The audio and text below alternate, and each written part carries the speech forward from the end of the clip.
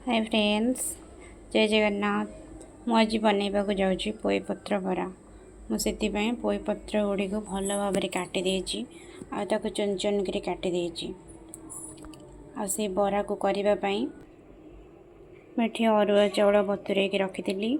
से आउ किछि जिनस मिसेबी आ ताको बाटिबी। मु से कौन कौन मिसौछि आपण माने देखंतु। तो मु से चाउल रे मिसौछि किछिटा अदा आ रसुण।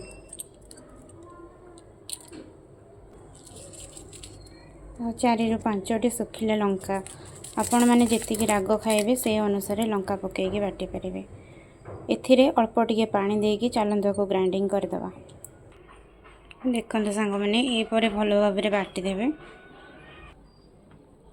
आपण मैंने चाहिए एथिरे किछिटा बेसन ऐड करें ना तो स्किप करें, सेमती किसी प्रोब्लेम भी नहीं।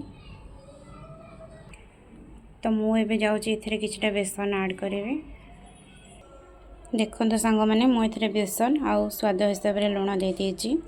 एबे मु आको गोले देबी।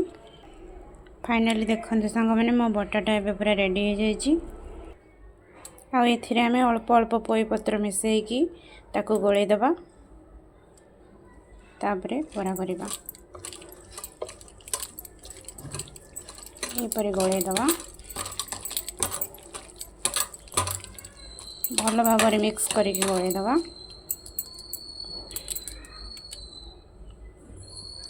बरा करने मुझे नहीं गोटे तावा आ तादे पकई किसी तेल। देखते सांग मैंने यहपरी घरे बनईकि खातु, बहुत टेस्टी लगे। सो मत ए बरा को तावा पकई ये हो सारा पर मुझे देखा। फाइनली सांग मैंने मोर पोईपत्र बरा रेडी हो जाइए। देखु केते टेस्टी देखा जाउची आ बहुत भल से भी हो जाइए। आपण मैंने यहपरी घरे बनईकि खातु आ मजा नियंतु। मु रहिली। जय जगन्नाथ।